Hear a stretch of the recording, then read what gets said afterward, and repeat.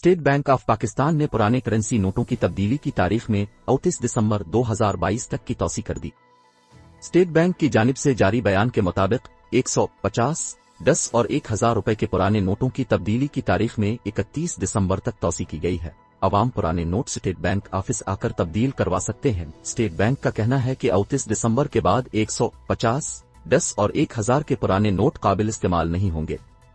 Deadline for exchange of old design bank notes of आर्स 10 और 50, 100 and 1000 has been extended till 31/22। Public can exchange old banknotes with no bans from SBP, BSE offices. Old banknotes are no more legal tender and cannot be used in transactions.